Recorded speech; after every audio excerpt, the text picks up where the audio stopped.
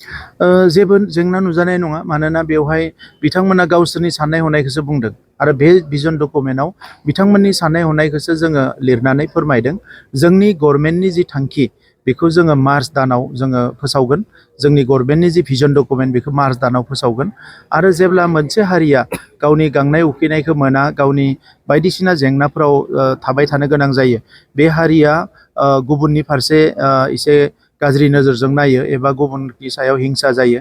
दा जोंनि बड'लेण्ड ओनसोलाव जाहाथे गुबुन हारिफ्रा जोंनि फारसे हिंसा जाया, जोंनि फारसे गाज्रि साननाय फैया, जोंनि हारिनि फारसे बिथांमोननि जि आगोलनि समफ्राव गाज्रि नोजोरमोन बे जाहाथे जोबलाङो आरो उननि समाव जोंनि जायखिजाया मोजां खामानिखौनो बिथांमोना मदद होनो हायो, बेबायदि मोनसे थासारि दानोनो नैबे भिजन डकुमेन्टखौ बानायनाय जादों।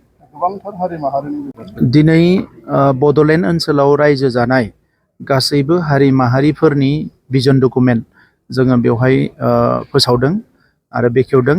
दा बिनि गुबै थांखियानो जाबाय जे जोंजों लोगोसे माखासे माहारिया रायजो जायो, बिथांमोनाबो जौगानो लुबैयो, बिथांमोनाबो रैखाथि लुबैयो, बिथांमोनाबो गोजोनखौ लुबैयो। नाथाय गोबां समाव खामानि मावनो थाखाय बबे लामाजों आगान सुरगोन बेखौ मालाबा बिथांमोना सोरबा सोरबा सानस्लाब हाया जायो आरो सोरबा सोरबा गुबुन गुबुन दिंग्राय बिन्दोआव सफैनो गोनां जायो। दा नंखायनो बिथांमोननि सम सम होनाय मेम'रेन्डाम, बिथांमोना सम सम होनाय माखासे आर'जलाइ आरो माखासे बिथांमोननि मेडियायाव ओंखारनाय बाथ्राफोरखौ लानानै जोङो बेवहाय भिजन डकुमेन्टखौ बानायदों आरो बेजों लोगोसे बिथांमोननि गोबां ग्रुप्सफोरखौ, फकास ग्रुपफोरखौ लोगो हमनानै आइजोफोर, फरायसाफोर, आबादारिफोर लोगो हमनानै सावरायनाय जादों जे बे माहारिया मा हास्थायदों, मा लुबैदों, मा जेंना दङ। दा बेफोरखौनो लानानै भिजन डकुमेन्ट बानायनाय जादों।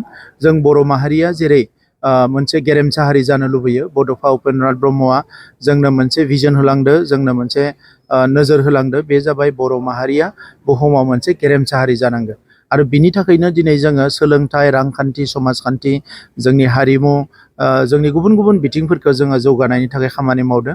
थिग बेबायदिनो गुबुन हारिफ्राबो जाहाथे जौगालांनो हायो, जेखौ बड'फाया बुंदोंमोन लिभ एन्ड लेट लिभ। आरो दा भारतनि प्राइम मिनिस्टार बिथाङा बुंदों जे बिकसित भारत जानांगौ आरो लोगोसे भारतआव सबके साथ सबके बिकास, बयजोंबो लोगोआव लानानै आवगायलांनांगौ। बे गासैबो बाथ्राफोरा दिनै मोनसे बिन्दोआव गोरोबफैदों। नंखायनो बड'फानि थांखिजों जोंनि माहारिजों लोगोसे जोंजों रायजो जानाय माहारिफ्रा जाहाथे एना एनि जाया, जोंखौबो सुथुर लाया आरो इयुनाव जोंनि माखासे थांखिफोरखौ जाफुंसार होनायाव बिथांमोना मदद होयो।